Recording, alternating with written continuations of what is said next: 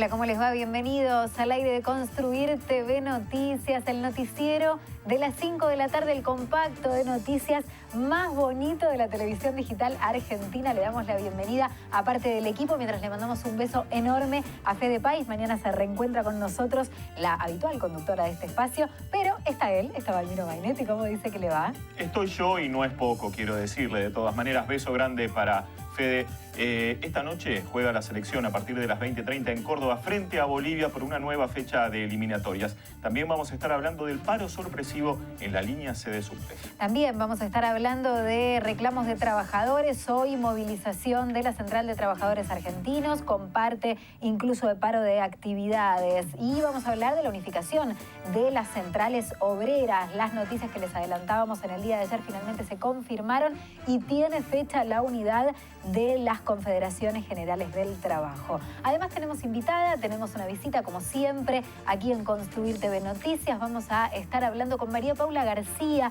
María Paula se está encargando de un caso que conmueve de verdad y que tiene muy poca difusión. Estamos hablando de un chico con síndrome de Down que terminó sus estudios, que terminó el colegio secundario, pero el gobierno de la ciudad le niega el título. Se encarga esta abogada de este tema y nos va a estar dando los detalles porque además hay muchos chicos en esta situación. Si les parece, comenzamos entonces con la información. Lo prometido es deuda. Vamos a hablar de la movilización del paro de la Central de Trabajadores Argentinos. Hoy con un reclamo y puesto sobre todo en el eje en los despidos. Denuncian desde la CTA Autónoma, la de Pablo Micheli, en esta jornada de lucha, que ya hay más de 100.000 despidos. ¿Escuchaste bien el número? 100.000 despidos entre el área pública, las distintas reparticiones, nación, provincias e intendencias, y el sector privado. Se realizó una movilización este mediodía desde la Avenida de Mayo 9 de Julio hasta el Congreso de la Nación. Allí entregaron un petitorio, están buscando impedir el despido de trabajadores por al menos un año, que el Congreso establezca una normativa para parar los despidos, sobre todo en el área pública. Se vieron afectados hospitales en la provincia de Buenos Aires, también el área de justicia, los trabajadores del Poder Judicial de la provincia de Buenos Aires y también de otras reparticiones. CTA Autónoma entonces de Pablo Micheli hoy con esta jornada de lucha. Recordemos, está terminando el mes de marzo y es muy probable que se vengan más despidos, por lo menos 1.600 trabajadores con sus contratos en revisión, según reconoció el propio gobierno nacional. Por lo tanto, aquí está la CTA poniendo el ojo y haciendo una suerte de vigilia ante el final de este mes. Valmiro Mainetti, hablamos de fútbol. La pelota sí dobla.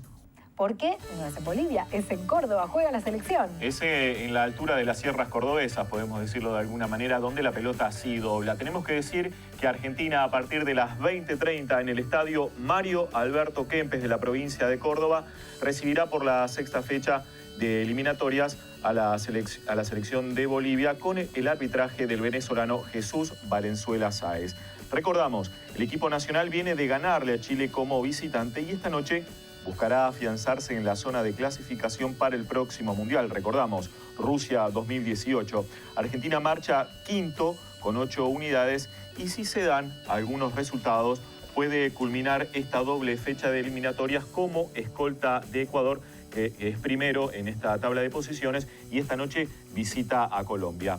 Martino realizará 4 cambios con respecto al partido en Chile, por lo que los jugadores que saldrán al campo de juego serán Romero en el arco, atrás Mercado, de Micheli, Spinola y Rojo.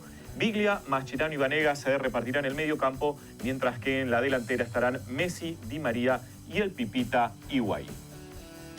Se llama Alan, tiene 21 años, estudió el secundario como la mayoría de nosotros, aprobó todos los exámenes de todos los niveles de un colegio privado al que asistió desde los 3 años, pero tiene síndrome de Down y el gobierno de la ciudad de Buenos Aires no le quiere dar el título correspondiente.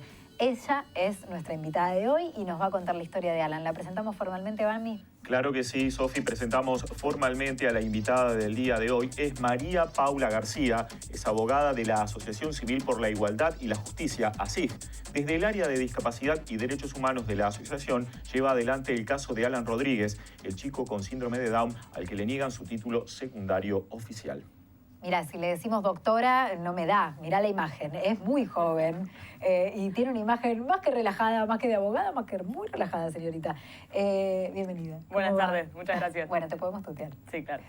¿Cómo es la historia de Alan, María Paula? Bueno, como contaba Sofía, Alan desde los 3 años fue a la misma escuela, a una escuela privada, San Vicente, la escuela Jesús María San Vicente de Pau. ¿Dónde queda? Es una escuela que queda por acá en San Telmo. Y participó con los alumnos, con los compañeros que no tienen discapacidad. Estuvo incluido en una escuela, respetando los principios de la educación inclusiva, que es que todos podamos participar en la misma escuela. Pero, sin embargo, cuando finaliza 5º año, le entregan un diploma que tiene una validez simbólica, pero no le entregan su título oficial que acredite que efectivamente finalizó sus estudios secundarios, que recordemos que es un nivel obligatorio en Argentina, desde el nivel inicial, primario y secundario, según la Ley Nacional de Educación, es obligatorio para todos los niños, niñas y adolescentes de nuestro país. Ley Nacional de Educación, mencionas. Pero ¿qué dice la ley en concreto respecto de este tipo de casos si es que algo dice? Porque tal vez hay un vacío legal, tal vez hay un gris allí. Hay 2 puntos sobre esto. En particular tenemos la Convención sobre los Derechos de las Personas con Discapacidad, que es una convención que Argentina ratifica, ¿sí? Y esto quiere decir que se constituye un Estado parte de esta convención y que tiene y asume esas obligaciones como obligaciones del Estado nacional. Y por otro lado, esta convención adquirió jerarquía constitucional en el 2014, mediante la ley 27044. Esto quiere decir que tiene la mayor jerarquía que en nuestro país pueden tener las normas. Esta convención, en su artículo 24, reconoce en particular el derecho a la educación inclusiva de las personas con discapacidad. Quiere decir que el Estado está obligado a garantizar una educación en aulas comunes, en escuelas regulares, para las personas con alguna discapacidad, ¿sí? Entonces, Argentina tiene la obligación de realizar ajustes razonables, por ejemplo, en las currículas que suelen ser rígidas y que suelen estar pensados para una persona estereotipada, ¿no? Tiene una visión homogénea sobre cómo aprendemos, sobre los ritmos de aprendizaje.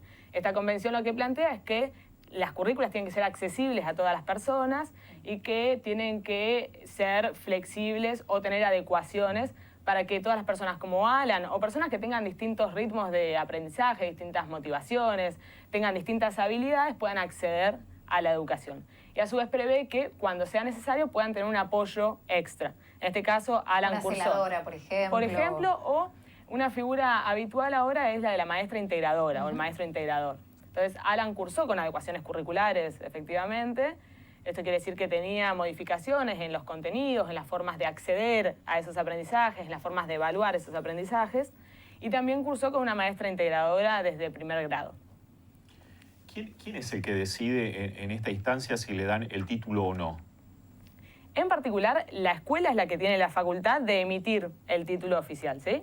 Y luego el Ministerio de Educación es el que legaliza ese documento para que tenga una validez a nivel nacional. Entonces la escuela tiene la obligación de entregar el título como al resto de los alumnos y el Ministerio de Educación tiene la obligación de supervisar y monitorear que efectivamente la escuela garantice el derecho a la educación de todos los chicos y chicas. ¿Y dónde se rompió acá la cadena? ¿Es el colegio el que decide después de todos estos años no darle el título a Alan o es el gobierno de la ciudad? Como vos me consultabas sobre algún vacío normativo, lo que sucede es que tenemos la convención a nivel constitucional, pero a nivel local no existe claridad sobre cómo certificamos justamente a personas que cursaron con una currícula adaptada. Sí tenemos una disposición a nivel muy particular, a nivel de la Dirección General de Educación de Gestión Privada, que es un organismo dentro del Ministerio de Educación de la ciudad. Esa disposición dice que cuando los alumnos no alcanzan los contenidos mínimos generales del nivel, no se les entregará un certificado como un título secundario, sino que se tiene que entregar una certificación parcial. ¿Y el colegio se está amparando en esa ley, en ese artículo? El colegio lo que plantea es que cuando le consulta al Ministerio de Educación cómo proceder, el Ministerio de Educación le dice que al no haber alcanzado los contenidos mínimos de algunas materias, no se le puede entregar el título. Entonces la responsabilidad es compartida. Un problema que existe con esa disposición es que en ese caso, en ese punto en particular, contradice y viola los derechos y las obligaciones previstas en la Convención con jerarquía constitucional. Ok. No termino de entender de todas formas la actitud de la escuela, ¿no? No sé qué te pasa a vos, Balmi. No, a mí me pasa lo mismo. No entiendo cuál, o sea, lo aceptaron durante toda su formación y a la hora de darle el título no se lo dan. Es como extraña esa situación, ¿sí? Ahí están las contradicciones que justamente violan el principio de la educación inclusiva. Alan cursó con el resto de sus compañeros, aprendió, se respetaron sus ritmos. O sea, fue igual hasta que dejó de serlo a la hora de darle el título. Y qué es lo que por ahí va a habilitar a Alan el día de mañana con su discapacidad incluida a incluirse en la sociedad y poder laburar, poder salir como cualquiera de nosotros a ganarse la vida. Sí, exacto. La contradicción es palmaria y además es ilegal. La escuela tiene que entregarle ese título porque es la consecuencia lógica y final de haber cursado con el resto de sus compañeros y esforzarse. O sea, ¿ustedes ahora están en un camino en la justicia más allá de la cuestión administrativa? Sí, existe un amparo. Nosotros como ONG, como organización de la sociedad civil, desde ASIG, patrocinamos a Alan. En su reclamo se hizo un amparo en el cual se demandó al gobierno de la ciudad y a la escuela, que serían los dos actores que tienen esta responsabilidad compartida. Y el reclamo también lo estamos haciendo con el apoyo del Grupo Artículo 24 por la Educación Inclusiva, que es una coalición de alrededor de 130 organizaciones a nivel nacional, que nuclea organizaciones de derechos humanos, organizaciones de y para personas con discapacidad, que trabajan por el derecho a la educación inclusiva de las personas con discapacidad y, en definitiva, de todas las personas. Lo que se plantea es que la educación inclusiva nos beneficia a todos, porque implica reconocer las diferencias y la diversidad y valorar la diversidad de todos los alumnos, ¿no? ¿Qué pasa con otros pibes como Alan? ¿Les pasa lo mismo o Alan es un caso aislado? No, Alan es un caso de muchos. Hay miles de chicos que van a escuelas comunes en la Ciudad de Buenos Aires y que tienen alguna discapacidad. El problema que tenemos es que las barreras son tantas que es muy difícil llegar incluso al 5º año del nivel secundario. Entonces hay algunos casos aislados donde sí, la escuela actuó conforme a derecho y garantizó la educación inclusiva y se les entregó el título, y hay otros que son expulsados antes de llegar al 5º año, otros que llegan al 5º año pero no reciben su título y simplemente no hacen esta batalla, en cierta forma, que la familia y Alan decidieron emprender. Qué frustrante debe ser también para Alan, para su familia, ¿no? Esta situación. Sabemos que Alan no se quedó detenido acá en el reclamo, sino que comenzó él también una etapa por su parte de reclamar y de juntar firmas. Contame un poco de qué se trata esa situación. Sí, en simultáneo con el amparo judicial, lo que hicimos fue hacer una petición en Change, que Alan decidió iniciar. Esa petición ahora tiene más de 140.000 firmas. ¿Qué es Change? Change es una plataforma online de peticiones donde ciudadanos o organizaciones también elevan una petición, un reclamo, y en general están dirigidos a alguien en particular. Eso es una página web, la pueden ver ahí la tenemos en el graph, www.change.org/Alan. En este caso ahí lo ven a Alan y pueden colaborar con la causa, ¿no? Exacto. Y con estas más de cientos de miles de firmas, lo que hicimos también fue acercarle una nota en particular a la ministra de Educación, Soledad Acuña, pidiendo justamente una reunión para, además de la vía judicial, intentar acercar posiciones y que se garantice el derecho de Alan y que además se abra, en cierta forma, oportunidades para que la ciudad se adecúe a la convención y elimine las barreras que tienen las personas con discapacidad para aprender en escuelas comunes. María Paula, para cerrar, ¿cómo es en otros lugares del mundo? Porque acá, bueno, sabemos que nos falta mucho en materia de inclusión de las personas con discapacidad, nos falta mucho como sociedad, en tanto instituciones, la inclusión sobre todo en los sectores de trabajo. Vos te ocupás ahora de la parte de educación, y sabemos que hay otros países que están un poco más avanzados que nosotros, otros no. Digo, ¿cómo es? Esta convención que les comentaba fue ratificada por más de 150 países. Es una de las que más ratificaciones tiene a nivel mundial. En particular en Latinoamérica compartimos ampliamente las barreras que hay a la inclusión. La mayoría de los países de Latinoamérica ratificaron también esta convención, pero tenemos que dar un paso al nivel estatal, pero también a nivel de sociedad, de entender que cuando estamos excluyendo a personas con discapacidad de acceder a una educación común, donde reconozcamos sus diferencias y donde puedan participar también en el aula, porque no se trata de que simplemente ingresen, sino de que participen y aprendan. Lo común que tenemos en estos países es que nos cuesta entenderlo como un acto de discriminación, por la discapacidad o por motivos de discapacidad de esa persona. En el caso de Alan es elocuente, porque está claro que sus compañeros que terminaron el secundario, hicieron las mismas materias, estudiaron junto con Alan, tienen hoy el título y Alan no lo tiene. Sí, exacto. La diferencia es notoria. ¿Cuál es la reacción de los compañeros de Alan Junto que lo estamos nombrando ahora? Bueno, hubo un apoyo multitudinario de los compañeros y a su vez una reacción pública favorable también de docentes, de otras personas que se sumaron a apoyar que Alan reciba su título. Los compañeros, como podrán ver en la campaña de Change, en la petición, abajo hay espacio para comentarios, y ellos dicen que es absurdo en cierta forma y que es discriminador que Alan haya participado con ellos, que haya sido un chico que se esforzó mucho, que participaba en las actividades, que fue un buen compañero y que después, al finalizar el 5º año, no le entreguen el título, que es su derecho, además de que le sirve para continuar su desarrollo, estar incluido laboralmente, seguir estudiando. A su vez es su derecho de tener el título y después, si quiere, guardarlo en un cajón como puede hacer cualquier persona que termine el secundario. Sí, porque es igual a cualquiera de nosotros, solamente que tiene una discapacidad, nada más. Gracias, María Paula. Gracias a ustedes. La inclusión depende también de todos nosotros, ¿no? Y como nos decía recién María Paula, aprendemos también de aquellas personas que son distintas, que son discapacitadas en este caso, que tienen una dificultad, pero es solamente eso, ni más ni menos. Change, entonces, /Alan, change.org/Alan, y allí podés estar dando una mano. Bueno, vamos a estar hablando ahora también de una promesa que hicimos en el inicio del Noti respecto de la unificación de las confederaciones generales del trabajo. Las distintas facciones de la CGT, por un lado la CGT de Moyano, por otro lado la de Antonio Caló, la de Luis Barrio Nuevo. Ayer se juntaron los tres y le pusieron fecha a la unificación. Mirá. El movimiento obrero no está dispuesto a retroceder en todos los reclamos y en todo lo que ha avanzado en los últimos años. Bueno, eso no lo puedo decir ahora. Eso no lo puedo decir ahora. Lo resolverá el Congreso. Está en marcha ya la unidad del movimiento obrero. El 22 de agosto se va a hacer el Comité Central Confederal y ahí partiremos para hacer la unidad y que haya una conducción única a la CGT. Yo no estoy de acuerdo con los despidos. Bueno, nosotros tenemos que tratar de bregar para que no haya más despido, por eso vamos a pedir una emergencia ocupacional para que no haya mucho más despido. Se va a hacer la movilización el día 29, no hablamos de hacer un paro el día 29.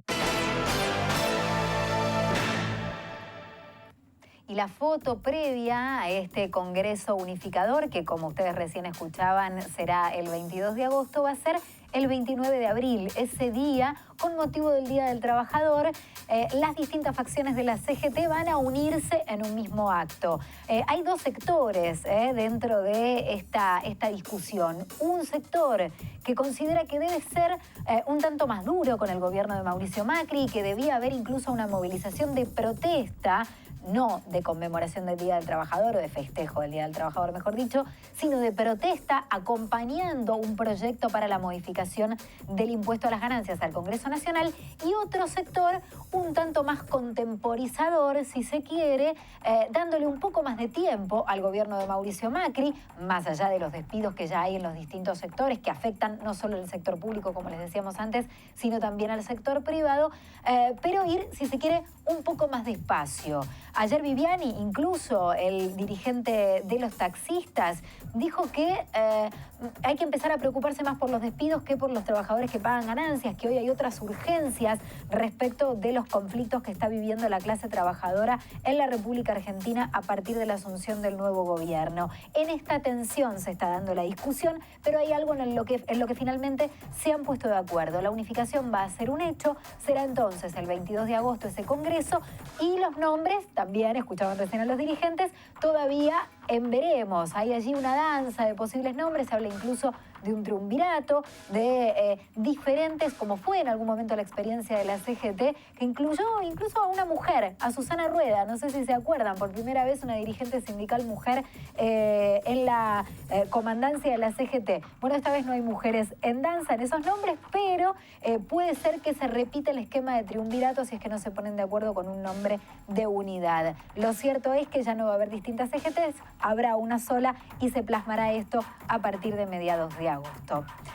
Hablando de conflictos salariales y conflictos, en este caso laborales, vamos a estar hablando de los trabajadores del subte. Hoy los boleteros dieron la sorpresa, miles de usuarios afectados por un paro sorpresivo en la línea C, Balmin. Así es, si esta mañana te fuiste a tomar la línea C de subtes, la que une Retiro con Constitución, te habrás encontrado con la sorpresa de que había una medida de fuerza por parte de los trabajadores que detuvieron el servicio de la línea C en reclamo de la reincorporación de 300 trabajadores y de incumplimiento por parte de la empresa de compromisos asumidos en el año 2013, principalmente relacionados a mejoras en seguridad y también a las condiciones de trabajo. Esta medida de fuerza comenzó a las 5 y duró hasta las 11 de la mañana. El jefe de gobierno porteño, hablamos de Horacio Rodríguez Larreta, informó que esta medida era inadmisible porque actualmente se encuentra abierta una mesa de negociación entre la empresa y los metrodelegados. También sostuvo el jefe de gobierno que va a denunciar ante la Secretaría de Trabajo a los responsables por este paro. Por su parte, los trabajadores, y luego de una asamblea, comunicaron que no descartan, atención con esto, tomar en la semana que viene más medidas similares en cualquiera de las líneas de subterráneo. Complicado que sea sorpresivo, ¿no? Tal vez si te avisan con un poco más de tiempo, vos que sos usuario de subte podés reorganizarte, ese día si tenés suerte puedes agarrar la bici, salir un poco más temprano, pero la verdad es que cuando es sorpresivo genera muchísimo mal humor y los trabajadores que necesitan el subte, que también son trabajadores, en lugar de estar acompañando el reclamo de los trabajadores del subterráneo, terminan de alguna manera enojados con ellos. Ojalá que los representantes sindicales en este caso puedan organizarse para que las próximas medidas sean avisadas con anticipación. Bueno, atención, ¿sos monotributista? Presta atención. ¿Sos empleada doméstica? Recontra presta atención. ¿Tenés una empleada doméstica? También, porque se vienen cambios en materia de monotributo y de aportes patronales para las empleadas de casas particulares. Balmi. Estos cambios comenzarán a partir de junio cuando empiecen a haber en realidad cuando comience a regir la nueva estructura tributaria de la Administración Federal de Ingresos Públicos, hablamos de la AFIP, para quienes sean monotributistas, como bien vos marcabas. De esta forma, la cotización previsional fija con destino al Sistema Nacional de Seguro de Salud y Obras Sociales pasará de 323 pesos a 419, elevando esta suma a un 29,7%. Quienes no se ven afectados son los trabajadores en relación de dependencia que también aporten al monotributo, puesto que esta cifra la abona el empleador. También en el boletín oficial se anunció la nueva tabla de aportes para el personal de casas particulares que incluye aumentos de hasta el 37%. Estos incrementos son aportes que deberán pagar los empleadores a la AFIP y por eso no se verán reflejados en el bolsillo del personal doméstico.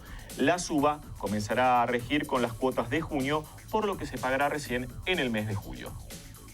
Y como es habitual en Construir TV Noticias, tenemos nuestros trabajadores del día. Se los vamos a presentar. Si hay un alimento que es clave en todos los pueblos latinoamericanos, es el frijol, el poroto. Bueno, estos científicos descubrieron algo más que interesante respecto de este alimento. Mira, son investigadores del CONICET. Formaron parte de un equipo de científicos iberoamericanos que lograron descifrar el genoma de la judía mesoamericana, o más conocido como el frijol. Este hallazgo posibilitará mejorar la producción y además la conservación de las variedades genéticas de esta legumbre. Entre el año 2011 y el 2015, un equipo que estuvo conformado por científicos de la Argentina, de Brasil, México, España, trabajaron en el proyecto que fue una iniciativa del Programa Iberoamericano de Ciencia y de Tecnología para el Desarrollo, con el objetivo de impulsar los programas de mejora de especies que conducen a las variedades más productivas y a la conservación más racional de la reserva genética mesoamericana. ¿Cuál fue el logro? La consecuencia. Publicaron un estudio en la última edición de la revista Genome Biology, creo que se pronuncia más o menos así, que describe el genoma completo del frijol. Mira, lo descubrieron completito de pe a pa, de pies a cabeza. El genoma del poroto, sería, básicamente. El genoma del poroto, ¿no? Descubierto en todos sus aspectos. Es uno de los cultivos más antiguos del mundo. No te digo el nombre porque en latín porque es casi imposible. Phaseolus vulgaris. de poroto. Ahí está. Más conocido como el amigo poroto. Yo tenía un kiosquero en el barrio que le decíamos poroto. Bien, yo tengo un amigo muy marginal allá por el barrio de San Miguel, también le decían el negro poroto. No me Nunca extraña. supe bien por qué. No me extraña, Valmiro Magnetti. Bueno, les cuento que es uno de los cultivos más antiguos del mundo, eso les estaba diciendo. Se domesticó en América hace miles de años. Sus semillas comestibles se conocen como judía, como haba, como frijol o, claro, como poroto. Hoy en día es un alimento esencial en la dieta de más de 500 millones de personas. Representa el 50% de todas las legumbres que se consumen en el mundo. El frijol se cultiva además en América Latina, en África, en Medio Oriente, en China, en Europa, en Estados Unidos y en Canadá. Cabe destacar que el noroeste argentino, nuestro noroeste argentino, es uno de los principales productores mundiales de poroto, produciendo entre 280 y 300 toneladas al año. Mirá todo lo que no sabíamos del poroto, Magnetti. Sí, yo solamente lo conocía en guiso, nada más. Arroz con gris podés hacer, Sí. como hacen los cubanos también. Me gusta también, O sí. podés hacer una feijoada. Feijoada también. Muy rica la feijoada. Sí.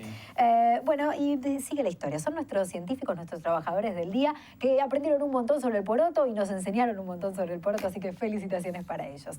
Momento de sonreír antes de despedirnos. Hay un señor en la playa que hace cosas como estas, míralo.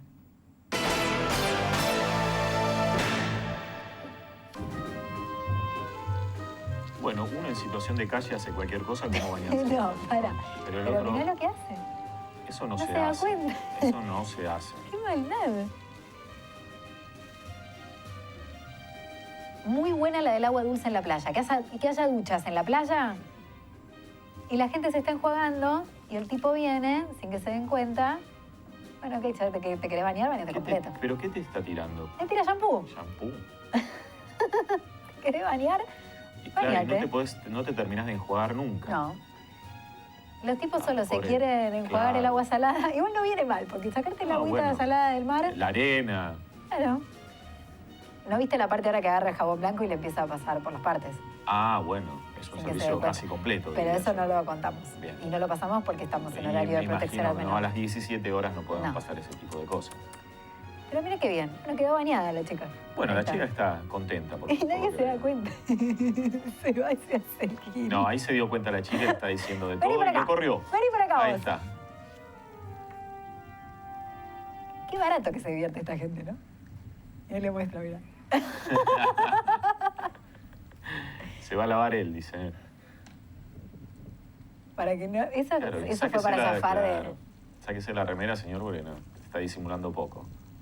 de... Eso fue para zafar de la piña que se Sí, venía. se venía el bife.